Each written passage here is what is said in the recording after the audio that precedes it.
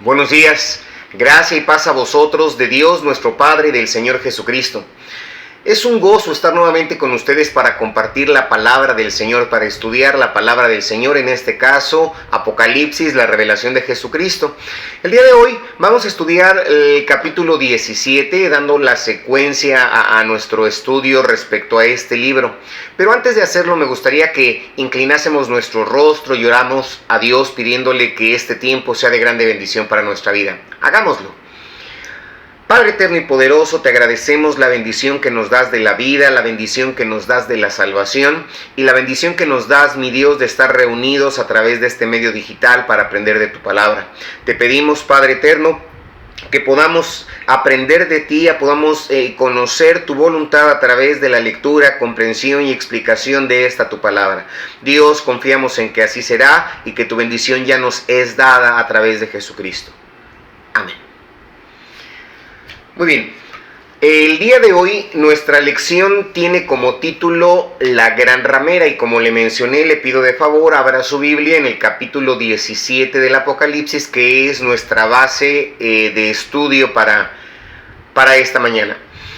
Y permítame darle un poco de trasfondo histórico con la intención de que usted pueda comprender los capítulos 17 y el capítulo 18 de este libro del Apocalipsis al ver el juicio de Dios sobre los sistemas religiosos falsos en el capítulo 17, y también veremos el juicio de Dios en el comercialismo, y esto será en el capítulo 18, la siguiente lección. Ambos están identificados como Babilonia. Poco después del diluvio, cuando Noé y su familia salieron del arca, ellos se establecieron primeramente en el terreno babilónico.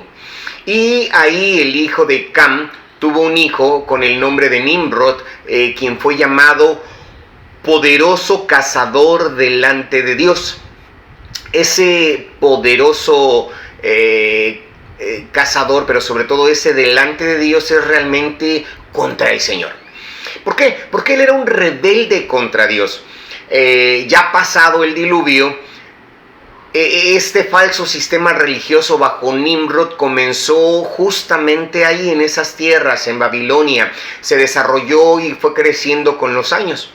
Su madre, Semiramis, más adelante fue llamada la reina del cielo.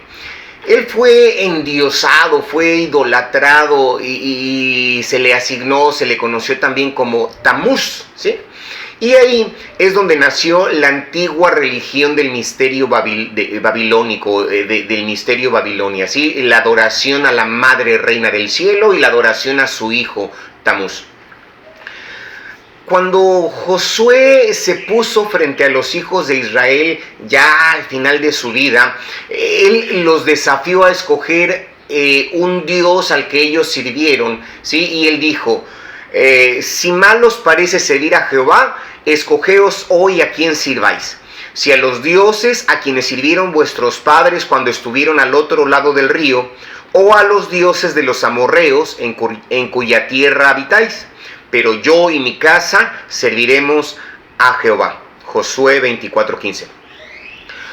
Una de las cosas que los babilonios experimentaron y exportaron sobre todo a los judíos, y que los babilonios exportaron a los judíos, y algunos de ellos continúan cargando con estas situaciones, fue esta adoración pagana, la adoración pagana de los babilonios, la adoración a Semiramis, ¿sí? La madre de Dios, y aquí digo Dios con minúsculo, ¿no? La reina de Dios, la reina del cielo, y también a su hijo Tamuz. Ellos siguieron con estas prácticas paganas y las llevaron con ellos justamente a la tierra santa, a la tierra prometida. Josué los está reprendiendo por eso, pero les dice que ellos deben escoger, ellos deben de tener la certeza a quién servirán.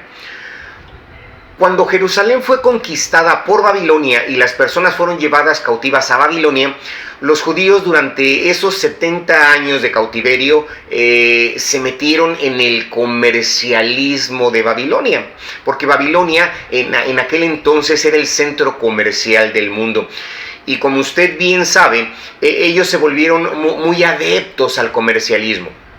cuando fueron llevados cautivos, ellos eran básicamente pues una sociedad agraria, ¿sí? Y durante sus 70 años de estadía ya en Babilonia, ellos se volvieron de ser esa sociedad agraria, se convirtieron en una sociedad comercial. Y así, a lo largo de los años vemos el comercialismo y cómo ha controlado el mundo, y muchas personas se vuelven esclavas de todo este sistema comercial. En el capítulo 18, Dios juzgará justamente esto, el comercialismo que proviene de Babilonia. Pero en el capítulo 17 que estamos estudiando, Dios juzgará los sistemas religiosos que se originaron ahí en Babilonia. Sí, en Babilonia identificamos dos sistemas, el sistema religioso y el sistema comercial. En esta lección no tengo la intención, no persigo mi propósito no es dar un golpe bajo a ninguna iglesia. Sin embargo, solo quiero darle a usted ciertos hechos básicos de la historia que no se puede negar, que usted no puede negar ni tampoco se puede cambiar si es que usted es un estudiante de la historia. La historia de la iglesia realmente no ha sido brillante, ha sido un desastre, y este falso sistema de iglesia irá a juicio. Justamente es lo que vamos a estudiar aquí en este capítulo 17. Así es que comencemos primeramente con la descripción de la gran ramera. Dice el versículo 1: vino entonces uno de los 7 ángeles. En el capítulo 16 a estos 7 ángeles se les entregaron esas copas, esas vasijas de la ira de Dios que se derramaron sobre la tierra, o se derramarán porque es a futuro prácticamente. Y vimos la sucesión de juicios que vienen como resultado de estas copas, de estos tazones de la ira de Dios derramadas justamente sobre la tierra. Bueno, dice que a uno de estos ángeles que tenían las 7 copas, dice: y habló conmigo diciéndome, ven acá y te mostraré la sentencia contra la gran ramera, la que está sentada sobre muchas aguas. Al avanzar en este capítulo, las muchas aguas se identifican para Juan como las naciones, como las personas, como las multitudes, ¿sí? Como las lenguas sobre las cuales la ramera tiene el control, es decir, sobre la población prácticamente. Y en la Biblia, fornicación, prostitución, adulterio, son utilizados como simbolismos de los sistemas religiosos falsos. En el Antiguo Testamento, la nación de Israel debía casarse con Dios, y Dios guardaría a la nación de Israel como su novia, ¿sí? Pero cuando la nación de Israel comenzó a adorar a otros dioses, Dios dijo que ellos eran culpables de fornicación, ellos eran culpables de adulterio. Cuando ellos comenzaron a buscar a otros dioses, Él se refirió a eso, a esa búsqueda de otros dioses como una prostitución, como la prostitución del pueblo de Israel. De esa manera, la prostitución es la introducción a la adoración de dioses de una forma no especificada, u otros dioses que son una atracción para las personas. Bueno, así la gran ramera, la falsa adoración, quien se sienta sobre muchas naciones, personas como que cubren la tierra, es lo que estamos viendo. Y continúa la lectura, dice: con la cual han fornicado, por eso le comentaba eso, con la cual han fornicado los reyes de la tierra. Sí, esto sería realmente una fornicación espiritual. Dice: y los moradores de la tierra se han embriagado con el vino de su fornicación. Permítame leerle un poco un pequeño párrafo de la Biblia de bolsillo de Halley, ¿sí? En la cual nos da algunos eventos de la historia de la iglesia. Él nos dice que Onsete III, quien fue desde 1198 a 1216, el papa más poderoso de todos, ¿sí? Él clamaba serlo, y esa fue la primera vez que se declaró como vicario de Cristo, o el vicario de Dios, el supremo soberano de la iglesia y del mundo, ¿sí? Él reclamó el derecho a remover a reyes y príncipes, y que todas estas cosas, y en el cielo y en el infierno, estaban sujetas a él, que era el vicario de Cristo. Él llevó a la iglesia al control supremo del Estado. Los reyes de Alemania, Francia, Inglaterra y prácticamente todos los monarcas de Europa obedecían a su voluntad. Él incluso puso bajo su control al Imperio Bizantino y nunca en la historia hubo otro hombre que ejerciera tanto poder. Él ordenó las 2 cruzadas, él decretó la transubstanciación, él aprobó la confesión oral, él declaró que el sucesor de Pedro nunca podría apartarse de la fe católica, él declaró la infalibilidad papal, ¿sí? Él condenó la Carta Magna, prohibió la lectura de la Biblia en los lenguajes comunes, también ordenó el exterminio de los herejes, instituyó la Inquisición, ordenó la masacre de los albigenses, ¿sí? Más sangre fue derramada bajo su dirección que en ningún otro periodo en la historia de la Iglesia, excepto en los esfuerzos papales de aplastar las reformas de los siglos XVI y XVII. Uno pensaría que Nerón, la bestia, había vuelto a la vida. Esto solo es un hecho histórico, ¿sí? Y dice con la cual, como dice este versículo, con la cual han fornicado los reyes de la tierra y los moradores de la tierra se han embriagado del vino de su fornicación. Lo que yo le leí solamente es parte de la historia que usted puede consultar. Bueno, así que Juan nos dice: y me llevó en el espíritu al desierto y vi a una mujer sentada sobre una bestia escarlata, llena de nombres de blasfemia, que tenía 7 cabezas y 10 cuernos. Las 7 cabezas, ¿sí? Las 7 cabezas y los 10 cuernos son cosas que nosotros ya hemos discutido en nuestro viaje a través del Apocalipsis y en el estudio que hemos tenido a través del Apocalipsis. Y si usted recuerda, revisando el libro de Daniel, en su visión, él vio estos 10 cuernos que se levantaban del Imperio Romano, justamente, si usted lo recuerda, por ahí se lo comenté, del Imperio Romano, y que se volvían los poderes gobernantes de los últimos días, prácticamente podemos llamarlo como la Federación de las Naciones Europeas. También ahí en Daniel podemos ver cómo de estos 10 salía otro, el anticristo, que tomaba el control sobre el reino del Imperio Romano, ¿sí? Los estados de la Unión Europea, y su reino en los últimos días. Esto es lo que leímos y lo que podemos entender. Bueno, Daniel nos dice: mientras yo contemplaba los cuernos, he aquí que otro cuerno pequeño salía entre ellos, y delante de él fueron arrancados 3 cuernos de los primeros. Y he aquí que este cuerno tenía ojos como de hombre y una boca que hablaba grandes cosas. ¿Sí? Capítulo 7, versículo 8. Asimismo, de los 10 cuernos que tenía en su cabeza y del otro que le había salido, delante del cual habían caído 3, y este mismo cuerno tenía ojos y boca que hablaba grandes cosas y parecían más grande que sus compañeros. Capítulo 7, verso 20. Dice: y los 10 cuernos significan, porque aquí, acuérdese, el ángel le dio a Daniel la interpretación, no tenemos que buscar otra interpretación en él, dice este versículo, ¿sí? Dice: y los 10 cuernos significan que de aquel reino se levantarán 10 reyes, y tras ellos se levantará otro, el cual será diferente de los primeros, y a 3 reyes derribará, y hablará palabras contra el Altísimo, y a los santos del Altísimo quebrantará, y pensará en cambiar los tiempos y la ley, y serán agregados en su mano hasta el tiempo, tiempos y medio tiempo. Los versículos 24, del capítulo 7 leí los versículos 24 y 25.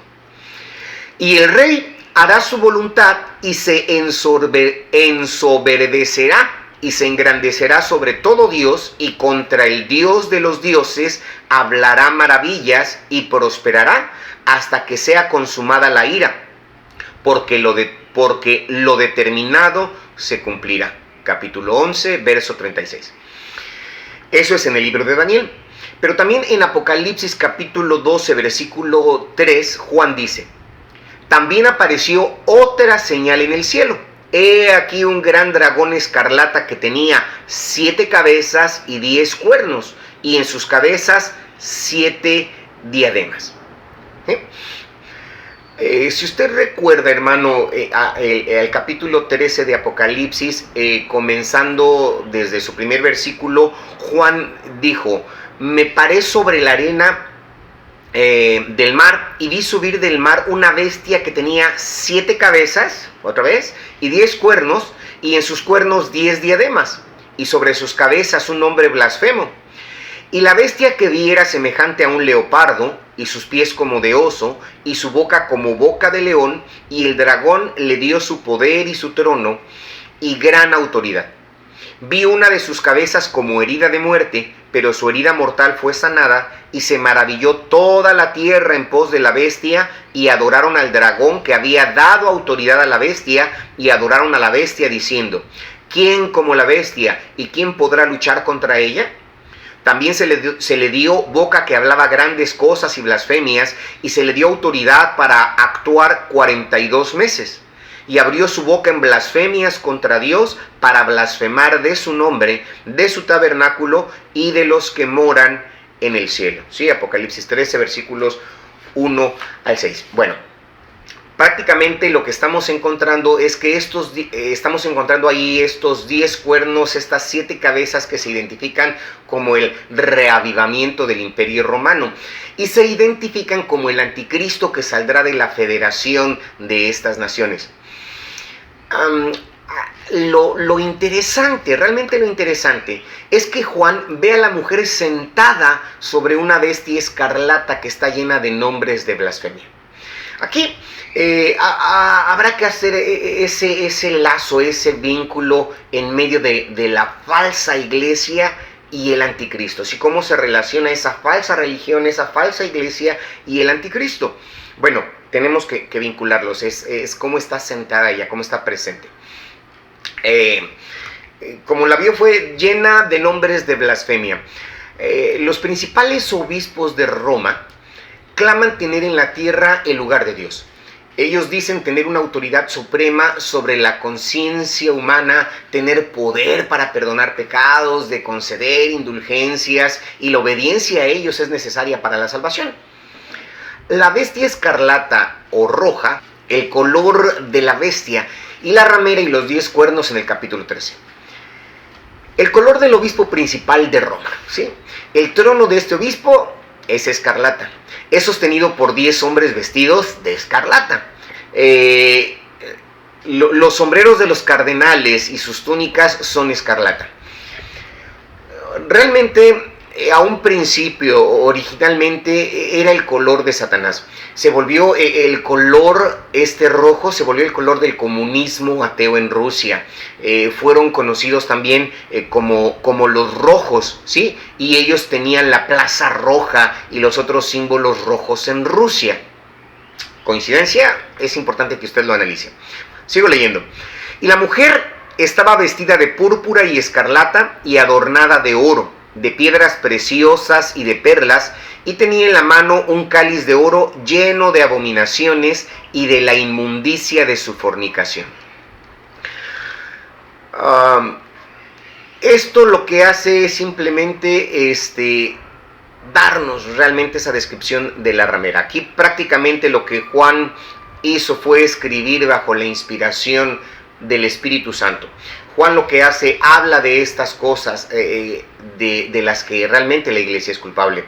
La mujer vestida de púrpura y ellos uniéndose en los últimos días, promocionando el poder y promocionando el reino del anticristo.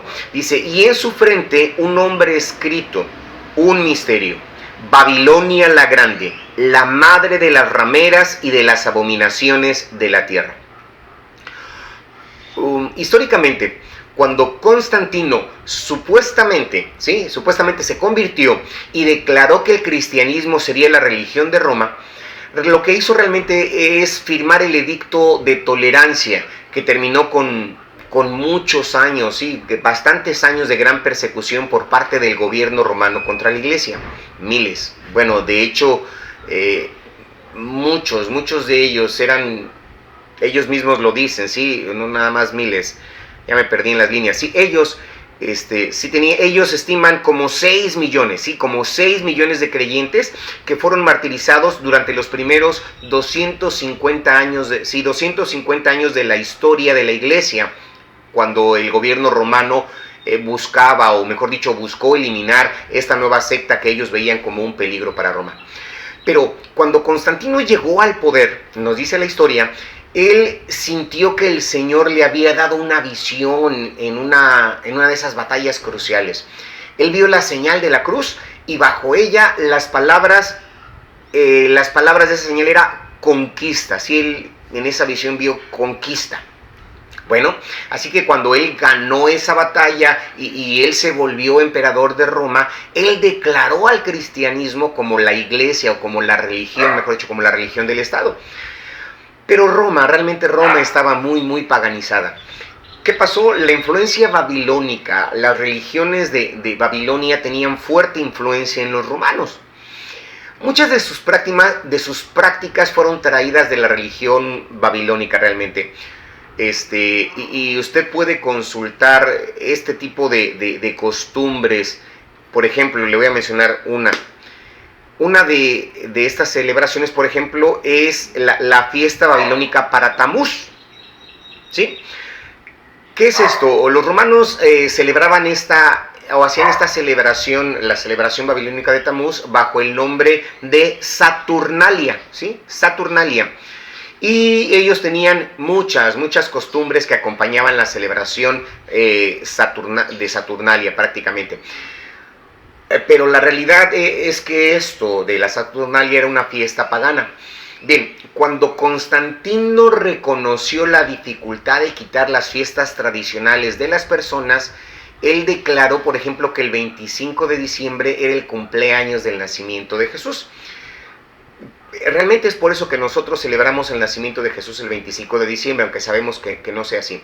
La celebración de Astaret, ¿sí? La diosa de la vida, quien según la historia dice que evidentemente dio vida a Tamuz cuando él estaba muerto. Esto tiene lugar en la primavera y es cuando la gente justamente celebra esa época a Jesús prácticamente, ¿no? ¿Qué fue lo que hicieron ellos? Ellos adaptaron las fiestas paganas, dándoles nombres cristianos y permitiendo a las personas continuar con las mismas costumbres paganas, donde bebían mucho, sí, bebían mucho durante esa temporada prácticamente de la Saturnalia y esa temporada de la primavera. Bueno, realmente lo que estamos viendo es cómo se han revertido estas celebraciones paganas.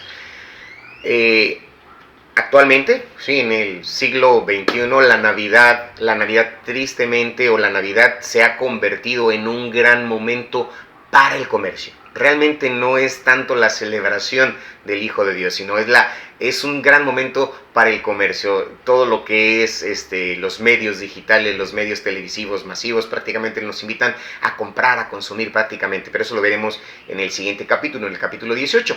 Bueno, ¿por qué? Porque es un buen momento para fiestas de empresas. Ya, por ejemplo, ahorita este año no se ha dado por la cuestión de la pandemia, pero en años pasados, usted analícelo, es un buen momento para las fiestas de las empresas, para las borracheras y todas las cosas que tienen lugar bajo la apariencia de la celebración del nacimiento de Jesucristo. Supuestamente hay una fiesta espiritual, pero realmente se torna en cuestiones contrarias, paganas. Bueno, entonces este es algo que, a pesar de que ellos intentaron cristianizarlo, ¿sí? en aquel entonces, tienen sus raíces paganas y de seguro regresa a sus prácticas paganas en el mundo actual. Bajo esta religión de misterio, de ese misterio que la Biblia le encontramos con el misterio de Babilonia, la adoración a la madre Tamuz, la adoración a la madre de Tamuz, quien era conocida, o en la historia es conocida como la reina del cielo, ¿sí? En muchas pinturas que se han descubierto de la era babilónica, esas pinturas que han hecho, o bueno, que se han hecho durante cientos de años antes de Jesús y del nacimiento de Jesús, sí es importante, no es después de Jesucristo, es antes del nacimiento de Jesús. Ellos tenían a la madre y al hijo con un halo sobre sus cabezas, lo que representaba prácticamente era a Semiramis, sí, la madre, y a Tamuz, el hijo. Pero estos fueron adoptados, y la revelación de María y la adoración a María, e incluso llamarla la Madre de Dios y adorarla y venerarla, parecían o parecen proceder de la adoración babilónica a Semiramis, ¿sí? Según creen algunos. Hay un libro, sí, un libro de estudio, si usted está interesado en esta clase de cosas, este libro se llama Las dos Babilonias, ¿sí? El nombre del autor es Hislop. Se lo recomiendo, ¿sí? Puede leerlo, está bastante interesante, sobre todo que tiene fundamentos históricos, son de fuentes confiables prácticamente. Y ahí usted podrá ver cómo Hislop hace grandes esfuerzos por identificar y mostrar las dos Babilonias y las similitudes entre la antigua religión, el misterio Babilonia, y la adoración en la iglesia que adoptó estas costumbres hasta el día de hoy. Quiero decirle, y soy bien honesto, no toda la gente o no todos los católicos son personas malas, como no todos los mormones son gente mala. Hay muchas personas maravillosas en la Iglesia Católica, de verdad. Yo conozco gente excelente, personas excelentes, maravillosas, sinceras en la Iglesia Católica, personas que sinceramente aman al Señor, personas que no conocen el trasfondo, que no conocen la profundidad de algunas prácticas que se han introducido en y por la Iglesia. Así como también hay muchos mormones que realmente no son conscientes, ¿sí?, de lo que la doctrina mormona realmente es en muchos aspectos. Dígale usted a un mormón que ellos creen que Cristo es el hermano de Lucifer, y muchos de ellos dirán, oh no, nosotros no creemos eso. Pero aún así, es parte de los rituales mormones en el templo, donde ellos dicen que Elohim o Elohim, Dios, está hablando acerca de la redención de la tierra, y Jesús presenta su programa y Lucifer, el hermano de Jesús, presenta el suyo. Cuando el Padre escoge el programa de redención de Jesús, Lucifer se enoja y decide que va a destruir eso. Pero ellos hacen que Jesús sea un ser creado, así como Lucifer, y hermano inclusive de Lucifer. Bueno, la mayoría de los mormones ni siquiera saben esto, pero aún así es parte o corresponde a sus prácticas. Cuando la Iglesia Católica, por ejemplo, habla de la mujer que está roja con la sangre de los santos, ¿sí?, conforme leímos, nos remonta a la Inquisición.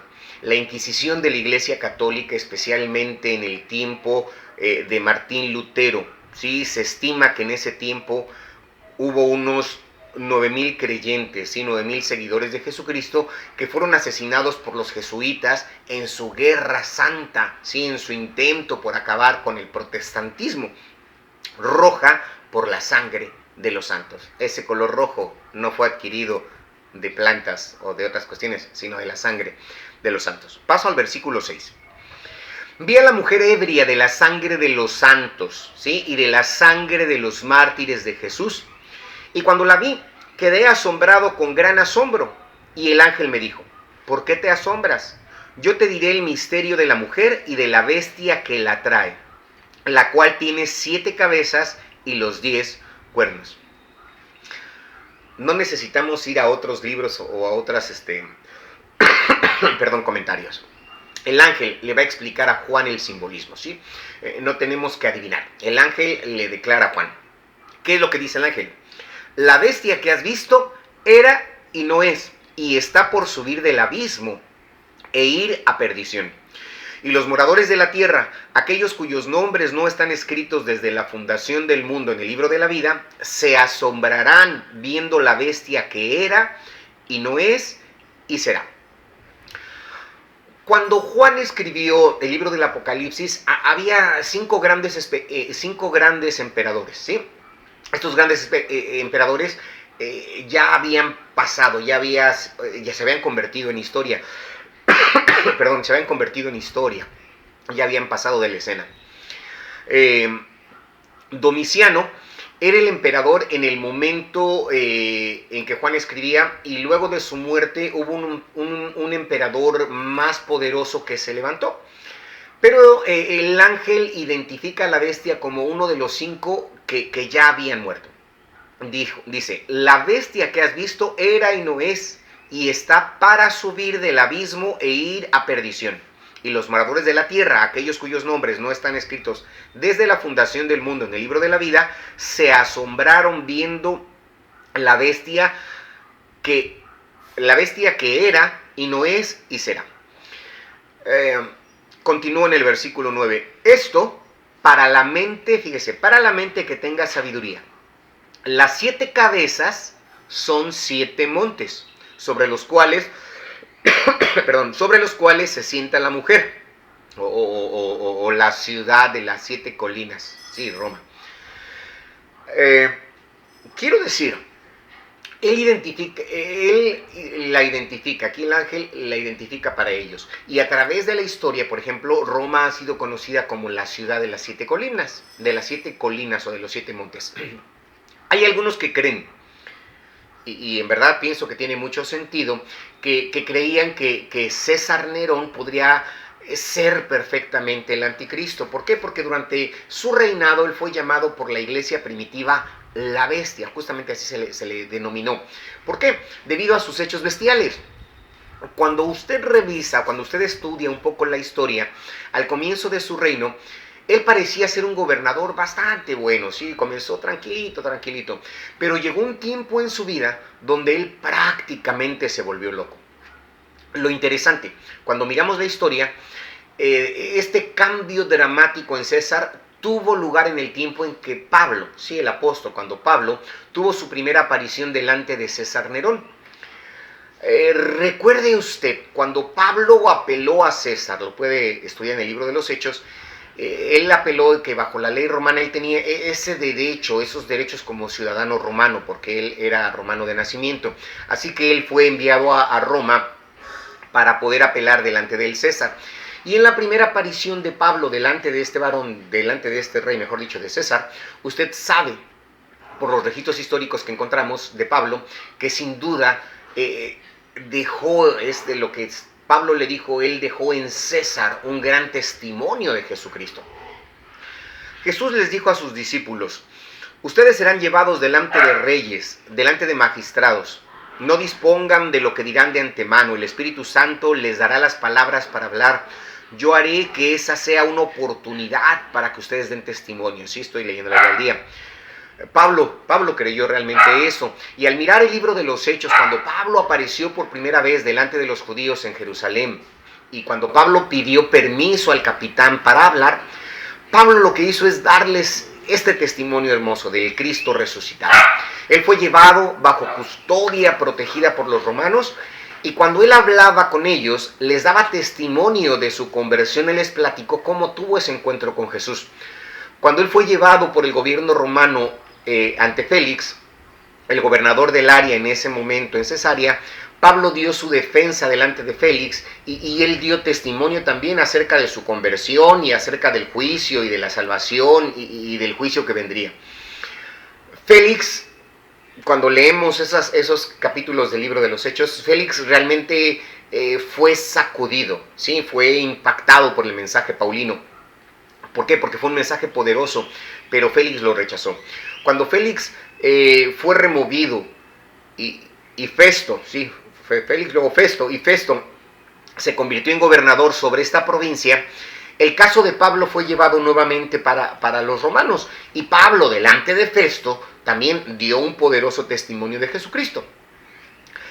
Cuando este hombre tuvo que enviar a Roma a Pablo por su apelación, él tenía un problema porque él realmente no tenía cargos legítimos, o sea, por lo que lo acusaban no encontraba esos argumentos, y él sabía que estaría en problemas delante del Senado romano, porque así funcionaban las leyes romanas. ¿Por qué? Porque debido a un error judicial él podía tener grandes problemas. Él debía liberar a Pablo, pero él lo tenía como un prisionero político. Realmente Pablo era un prisionero político, y Festo se dio cuenta de que cuando Pablo llegara a Roma sería como poner un velo para él, porque los romanos se enorgullecerían de la justicia romana. Bueno, así que cuando el rey Agripa vino a visitarlo, la Biblia nos dice que el rey Agripa le dijo: tengo un prisionero, sí, tengo un prisionero aquí que los judíos tienen algo contra de él, que apeló a César, dice, y tengo que mandarlo, pero realmente no tengo cargos. Él está diciendo: podrías escuchar su caso y ayudarme a desarrollar algunos cargos, sí, a este hombre, para cuando lo enviemos a Roma podamos hacerle algunos cargos. Bueno, estoy parafraseando realmente. Cuando Pablo hizo su defensa al rey Agripa, usted sabe que Pablo pensó: si pudiese convertir a este hombre de influencia, la influencia que él tendría sería una influencia tremenda, es lo que creo yo pasó por la mente de Pablo. Así que Pablo comenzó a testificar a Agripa. ¿Qué es lo que le dice Pablo a Agripa? Él le dice: Agripa, ¿crees en las Escrituras? Yo sé que crees en las Escrituras. Y él comenzó a presionar el punto. Él comenzó, hermano, como decimos, a poner el dedo en la llaga. Festo se paró y le dijo: Pablo, estás loco, has estudiado demasiado, las muchas letras o el mucho estudio te ha vuelto loco. Y Agripa dijo: ¿estás intentando convertirme al cristianismo? Pablo lo admitió. Pablo dijo: te aseguro que sí. Bueno, esa es la historia del libro de los Hechos. ¿No sabe usted que cuando Pablo llegó a Roma delante del César, él pensó: wow, si pudiera convertir a este hombre? Y él debió haber dado un gran testimonio a César. César liberó a Pablo y le dio su libertad. Y Pablo regresó a Éfeso. Sí, Pablo regresó a Éfeso por un tiempo, pero fue durante este periodo, y tal vez por el rechazo de César del mensaje, lo que comenzó a pesar tanto sobre él, la culpa, su propia culpa comenzó a atormentarlo mentalmente, a enloquecerlo prácticamente. ¿Qué hizo? Él comenzó con el arresto y las torturas y los asesinatos de cristianos. Él amarraba a los cristianos en un mástil, en un poste, en su jardín, y los cubría con brea, ¿sí? Y luego les prendía fuego. Luego él manejaba su carruaje bajo la luz de los cristianos así encendidos. Era de noche y los cristianos encendidos como antorchas humanas. Él transitaba, nos dice la historia, lo estudiamos por ahí creo hace 2 semestres más o menos, ¿no? Que corría desnudo y gritando prácticamente. Por supuesto, nosotros sabemos a César Augusto, que principalmente porque él incendió la ciudad de Roma. Él tocaba el violín mientras Roma ardía en llamas, y luego él buscó culpar a los cristianos de manera de instituir una tremenda persecución contra los cristianos. Y debido a estas cosas horribles que él hizo, ¿sí?, la iglesia primitiva lo llamó la bestia. Él fue uno de los 5 emperadores romanos que ya habían pasado por la escena cuando Juan estaba escribiendo justamente el libro del Apocalipsis. Ya no voy a hablar más respecto a él. Bueno, Juan nos dice que la bestia es uno de aquellos que han caído. Nuevamente podemos leer que la bestia que has visto era y no es, y está para subir del abismo e ir a la perdición, y los moradores de la tierra, aquellos cuyos nombres no están escritos desde la fundación del mundo en el libro de la vida, se asombrarán viendo la bestia que era y no es y será. Quizá usted diga: ¿a poco cree en la reencarnación? No creo en la reencarnación. Yo creo que Nerón estaba poseído por un demonio, estaba endemoniado, y ese demonio que lo poseyó, el demonio que se apoderó de Nerón, ha sido encarcelado en el abismo, el lugar del encarcelamiento para los espíritus malvados. No sé si usted recuerde cuando Jesús se encontró con los hombres poseídos ahí en Gadara. Él preguntó: ¿quién eres? Los demonios contestaron: Legión, porque somos muchos. Y ellos, ahí los demonios, le rogaron a Jesús que no los mandara al abismo antes de tiempo. Sí, él dijo: no los mandes al abismo antes de tiempo. Lo que hizo Jesús es permitió que ellos se fueran y entraran a los cerdos, y creo que el resto de la historia usted ya la conoce. Yo creo que hay un espíritu demoníaco que poseyó a Nerón. que vendrá y poseerá también al anticristo, y así él será similar a César Nerón en su matanza, en su crueldad, en su persecución de aquellos que rehúsen adorarle, de aquellos que rehúsen tomar su marca. Paso a la segunda y última parte de nuestra lección, la destrucción de la ramera. Ya la describimos, ahora vemos cómo será destruida. Aquí el ángel le explica a Juan ese simbolismo. Dice el versículo 9. Esto, para la mente que tenga sabiduría. Las 7 cabezas son 7 montes sobre los cuales se sienta, ¿sí? o la ciudad de las 7 colinas, o Roma. Dice, y son 7 reyes. 5 de ellos han caído, uno es y el otro aún no ha venido, y cuando venga es necesario que dure breve tiempo. La bestia que era y no es también el octavo, y es de entre los 7 y va a la perdición. Aquí tenemos el abismo, tenemos la gehenna y tenemos en las escrituras otro lugar para los espíritus encarcelados, y es lo que se conoce como el Hades en el Nuevo Testamento, ¿sí? En griego. En hebreo es Seol. Bueno, hay diferentes lugares, esa es la cuestión. El Hades se le ubica como en el centro de la tierra. Si usted recuerda, Jesús dijo, cuando se le preguntaba acerca de una señal de su mesianismo, él dijo, señal no le será dada, sino la señal del profeta Jonás, porque como estuvo Jonás en el vientre del gran pez 3 días y 3 noches, así estará el Hijo del Hombre en el corazón de la tierra, 3 días y 3 noches. Lo puede leer en Mateo 12, 39 y 40. Además de este texto también encontramos uno dicho por Pablo. Pablo dijo, por lo cual dice, subiendo a lo alto, llevó cautiva la cautividad y dio dones a los hombres. Y eso de que subió, ¿qué es? Sino que también había descendido primero a las partes más bajas de la tierra. ¿Sí? Efesios 4, 8 y 9. Así, como estamos leyendo en estas citas, el Hades es identificado como un lugar en el corazón de la tierra. El abismo es un pozo sin fondo, es un precipicio. Jesús dijo que la gehenna estaba en las tinieblas de afuera, quizá mucho más lejos que nuestra galaxia, tan lejos en donde sea que esté allá afuera, que no hay sol, no hay galaxia que pueda llegar hasta ella. Cuando avancemos a Apocalipsis, vamos a estudiar en el capítulo 20,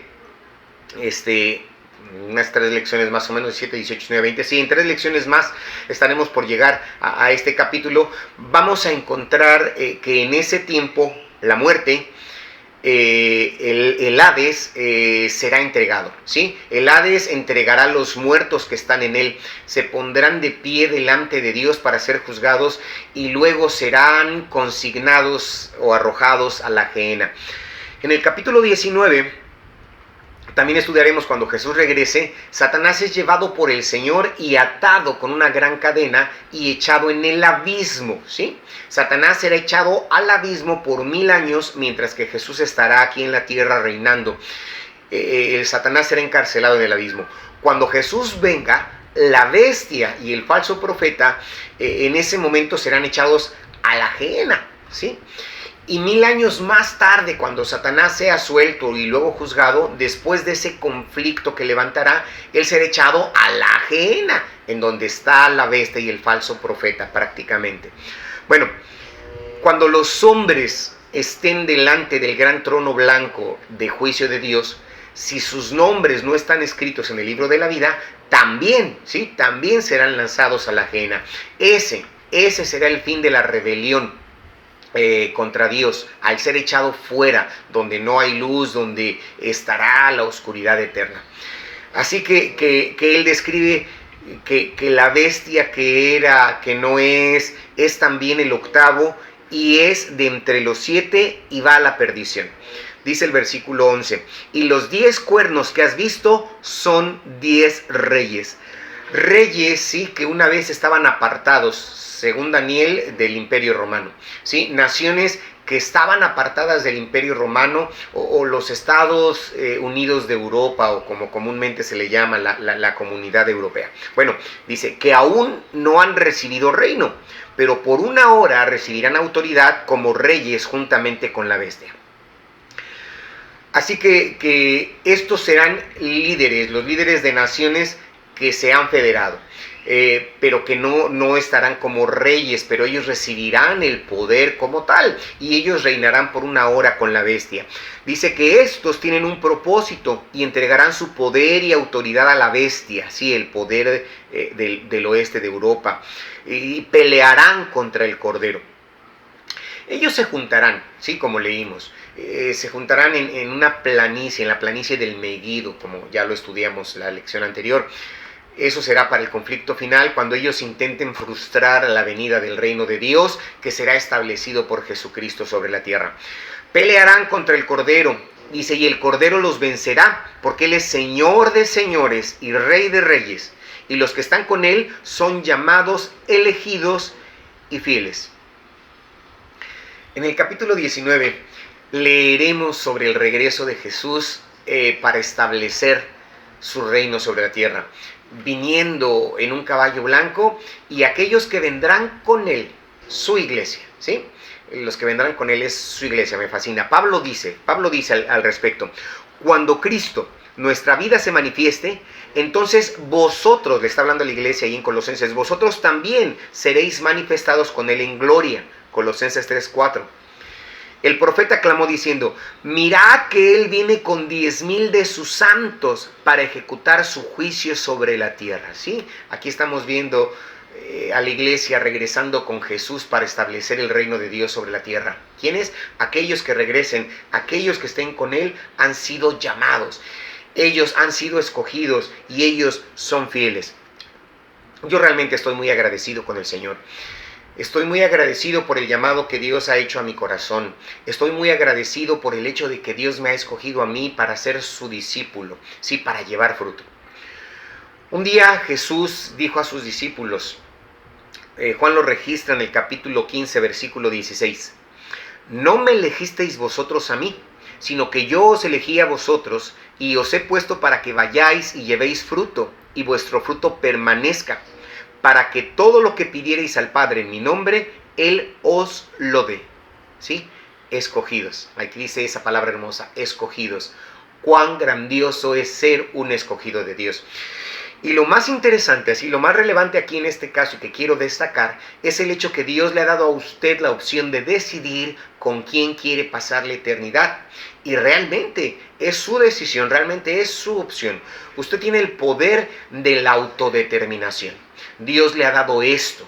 Usted puede escoger pasar la eternidad con Dios en el reino de Dios, o puede escoger rebelarse contra de Dios y en contra de su reino, y su destino será en la gehenna, ese lugar que Jesús dijo que está preparado para Satanás y sus ángeles. Es su elección. Así que es una de esas cosas interesantes, una especie de anomalía que su elección, y con todo, cuando usted decide seguir a Jesús o no decide seguir a Jesús. Si decide seguir a Jesús, Él le dice: tú no me has elegido, yo te he escogido, yo he ordenado que seas mi discípulo para que des fruto. Es algo que realmente no podemos entender, pero así es. Quizá usted se pregunte: hermano González, ¿cómo sé si Dios me ha escogido o no soy un escogido de Dios? La respuesta es muy fácil de describirlo. Simplemente, yo le reto a que usted simplemente escoja seguir a Jesús, escoja rendir su vida a Él, y usted descubrirá que Él le ha escogido. Es tan simple, realmente es tan simple, ¿no es cierto? Usted dice: pero ¿qué si no quiero escogerle? Si no quiero escoger a Dios. Bueno, entonces quizá Él no le escogió a usted, pero realmente no quita el hecho de que usted tiene la decisión, está en usted el decidir. Ahora, porque Él es omnisciente, porque Él es Dios y sabe todas las cosas, Él sabe quiénes tomarán la decisión. Así que hemos sido escogidos en Él desde la fundación del mundo. Los nombres están en su libro de la vida desde la fundación del mundo, y simplemente usted escoge seguir a Jesús. Sí, y usted descubrirá la maravillosa verdad que Dios le ha escogido a usted. Si usted escoge no seguir a Jesús, entonces un día usted se dará cuenta de que no es un escogido. Pero usted no puede culpar a Dios, usted no puede culparle a Él, porque Él escogió a usted desde la fundación, desde la fundación del mundo, desde antes de la fundación del mundo, para que caminemos delante de Él en santidad, para que caminemos delante de Él en amor. Así que los que no están con el Cordero, así que los que están con el Cordero, los que han vencido son llamados, según leímos aquí, son llamados los escogidos, son llamados los fieles. Dice el versículo 15, me dijo también, las aguas que has visto, las aguas que has visto. Si usted recuerda ya en el capítulo primero, en el capítulo 1, el versículo primero que vimos, los 7 ángeles, que el ángel le dijo, ven acá, él dijo, te mostraré la sentencia contra la gran ramera, la que está sentada sobre muchas aguas, ¿sí? La que está teniendo influencia alrededor del mundo. Bueno, dice, donde la ramera se sienta, son pueblos, son muchedumbre, naciones y lenguas. Y los 10 cuernos que viste en la bestia, estos aborrecerán a la ramera. Aunque estará esa iglesia que será utilizada para ayudar a establecer la bestia y su reinado, una vez que el anticristo se establezca, él se volverá en contra de esta iglesia. Cuando llegue al poder, él hará un pacto con la nación de Israel. Los israelitas comenzarán a clamarle como su Mesías, pero cuando se revele, cuando él revele quién es en verdad, entonces ellos le denunciarán, entonces él buscará destruir a los judíos y ellos pasarán por la persecución más grande. Jesús habló de este tiempo advirtiendo a los judíos que huyan al desierto. Se nos dice que Dios ha preparado un lugar para ellos hasta que sean resguardados por 3 años y medio, y esto es hasta el fin de los 3 años y medio del reinado del anticristo justamente. Así que todos odiarán a la ramera, dice, y la dejarán desolada y desnuda, y devorarán sus carnes y la quemarán con fuego.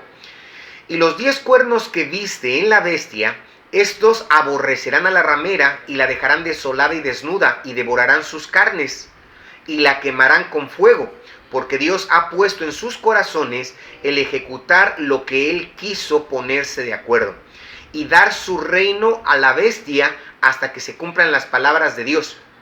Y la mujer que has visto es la gran ciudad, Roma, ¿sí? que reina sobre los reyes de la tierra. Así serán los juicios de Dios sobre el sistema religioso falso de los últimos días. Cuando estudiemos el capítulo 18, veremos cómo Dios tratará con el comercialismo, que nuevamente tuvo su nacimiento en Babilonia, pero que controla la vida de tantas personas, las mantiene en esclavitud. Hoy el comercio, esto que vemos en el mundo, el juicio será sobre él. Y luego, oh amigo, hermano, no puedo esperar realmente el que entremos al capítulo 19. ¿Por qué? Porque ahí vamos al cielo nuevamente, ¿sí? Vamos con la iglesia, el glorioso casamiento del Cordero con su iglesia, las bodas del Cordero. Así que entraremos en porciones emocionantes, en porciones del libro del Apocalipsis, cuando vayamos terminando nuestro viaje, nuestro recorrido escatológico. Vamos a orar a Dios, vamos a pedirle que Él nos ayude. Así es que incline su rostro y oramos a Dios. Padre, estudiamos los pasajes de las Escrituras aquí, los miramos, y tú nos dijiste que esta es la mente que tiene sabiduría, y tú comenzaste a explicar el simbolismo del capítulo. Y Señor, oramos para que nos des esa sabiduría para comprender estas cosas. Señor, es nuestro deseo caminar delante de ti en santidad, caminar en justicia, caminar en pureza. Señor, sabemos que en los últimos días, los que no tienen amor por la verdad, les será dada una fuerte desilusión para que crean a la mentira en lugar de la verdad. Pero Señor, ayúdanos a caminar en tu verdad, abre nuestras mentes, abre nuestro entendimiento. Señor, oramos nuevamente que seamos hallados dignos de escapar a estas cosas que tendrán lugar sobre la tierra, y que podamos estar ahí con tu iglesia en el cielo, alrededor del trono de Dios, adorando al Cordero por siempre. En el nombre de Jesús oramos. Amén. Amén. Dios le bendiga, hermano, hermana. Dios le bendiga, amigo, amiga. Le seguimos esperando para leer, para estudiar temas muy interesantes, muy emocionantes en la palabra del Señor. Bendiciones.